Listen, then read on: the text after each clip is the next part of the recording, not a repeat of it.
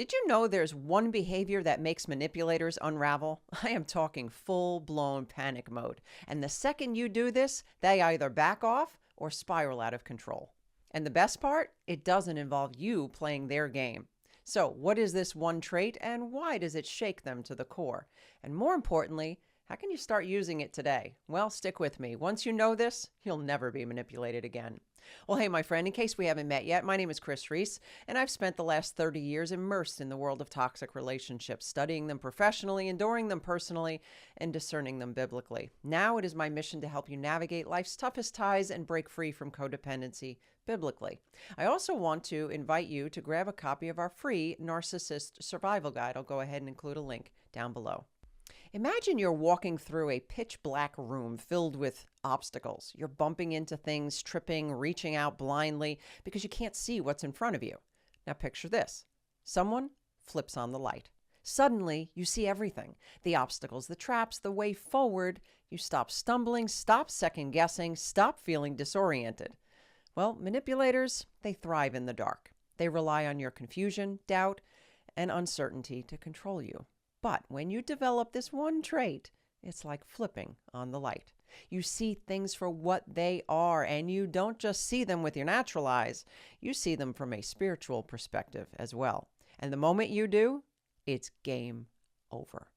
And if you want to become impossible to manipulate, you need this one thing: discernment. But let's be clear. Discernment isn't just wisdom. It's not just intuition or a gut feeling, and it's certainly not suspicion or paranoia. Discernment is clarity, spiritual clarity, and it's the ability to see beyond words, beyond appearances, and recognize what's truly at work behind the scenes. Biblically, discernment is a gift from God, one that protects you from deception. In fact, Hebrews 5:14 says, "But solid food is for the mature, but those who have their powers of discernment trained by constant practice to distinguish good from evil." Discernment is what allows you to see the difference between truth and manipulation, between genuine care and hidden agendas. And it's not about just noticing red flags. It's about knowing exactly what they mean and how to respond. Discernment is what allows you to recognize when someone is manipulating you, even when they sound convincing. It allows you to stop falling for guilt trips and gaslighting because you trust what God is showing you. You see the real motive behind someone's words, not just what they want you to believe. I want you to think of discernment like a lie detector for your spirit. It allows you to spot deception in real time before you get tangled in someone's web of manipulation. So what happens when you actually develop discernment? And why does it make manipulators unravel? Well, number one, they can't confuse you anymore. Manipulation only works if you question your own judgment. When you sharpen your discernment, you stop falling for gaslighting. You don't second guess yourself.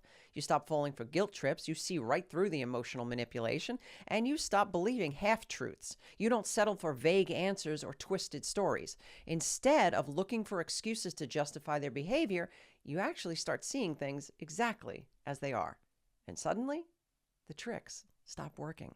Instead of floundering in uncertainty, you're communicating in a bold confidence that only comes from the wisdom of Christ. Nothing rattles a manipulator more than someone who trusts their own judgment. Number two, they lose control over your emotions. Discernment isn't just about spotting manipulation. It's about not reacting the way they want you to. And manipulators thrive on emotional reactions. They provoke you to defend yourself, so then they can twist your words. They make you feel guilty, so you can cave into their demands. And they trigger your insecurities, so they can stay in control. But when you stay emotionally steady, they don't know what to do. Here's the secret.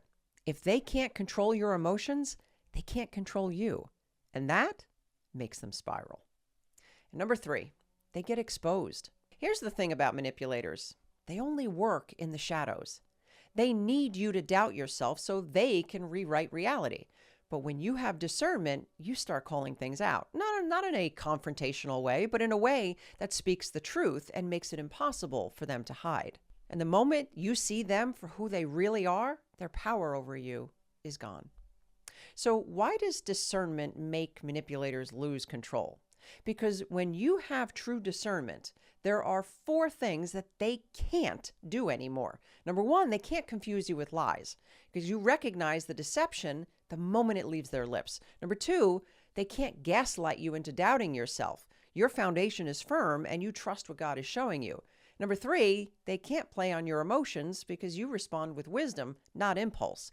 And they can't mask their real intentions. You see through the charm, the fake kindness, the carefully crafted sob stories. John 7:24 tells us, "Do not judge by appearances, but judge with right judgment." Manipulators thrive in deception, but when you operate in spirit-led discernment, you don't just see the manipulation, you shut it down before it ever takes root. And that's when they lose control. But there's a catch. Discernment is powerful, but it's not enough. Imagine having the perfect key to escape a toxic situation, but your hands are shaking so badly that you can't even turn the lock. Well, that's what happens when you have discernment, but no emotional stability. Because here's the truth. Discernment is like a sword, but without emotional stability, your hands are too shaky to wield it effectively. And that's why it's crucial to develop emotional stability so that your discernment isn't just head knowledge, it's a weapon you can actually use. Now stick with me, because without this, your discernment won't protect you the way that it should. You see, emotional stability is the ability to recognize your emotions without being ruled by them. It's self-control in the face of manipulation, wisdom in the face of pressure, and power to stand firm no matter how much someone tries to shake you. But here's the problem. If you have unresolved trauma, unhealed triggers, or unhealthy emotional needs, your instability will override your discernment every single time. And if you have this insatiable need for love and romance, it won't matter how toxic their behavior is, your desperation will override your better judgment. If you believe that family is everything, it won't matter how clearly you see through your relatives' manipulation, your desire to belong will keep you trapped in a toxic cycle. And if you panic every time someone raises their voice, it won't matter how well you see through their deception, your fear will keep you over-explaining, apologizing, and dancing in dysfunction. And that's exactly why manipulators target emotionally unstable people. They know your emotions will override your wisdom every single time. You see, discernment without emotional stability is like knowing a storm is coming, but having no shelter. So let's take a moment to talk about how to build emotional resilience so that no matter what they throw at you, you're able to stay in control. Number one, I want you to detach from their approval. Manipulators use your desire to be liked, understood, seen as good as a weapon against you. And the moment you stop seeking their validation, all their leverage is lost. And if you're having trouble doing this, I've developed an entire course built around conquering codependency biblically. I'll include a link below. Number two, stop explaining yourself. The biggest mistake I see people making is thinking that manipulators just need a little more information. They don't.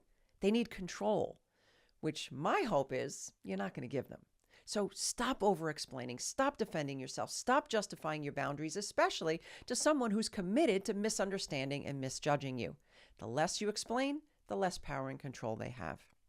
Number three, master the power of the pause. Manipulators thrive on urgency. They want you to react fast, to get emotional, to feel pressured, all so they can trick you into doing what they want. But when you pause, when you take a deep breath, instead of reacting, it completely disarms them. In fact, it sends them into a panic. Silence is one of the greatest weapons against manipulation. Learn to use it. Now, I'm not talking about deferring to their toxic tactics where they stonewall you or give you the silent treatment, but not everything needs to be responded to.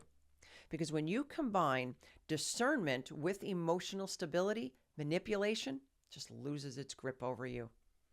Now, all of this is great, but what happens when you apply this wisdom and the emotional stability and their behavior gets worse? To pray the prayer that stops the narcissist dead in their tracks, I want you to go ahead and check out this episode next. And don't forget to grab a copy of your free Narcissist Survival Guide. I'll include a link in the description box below.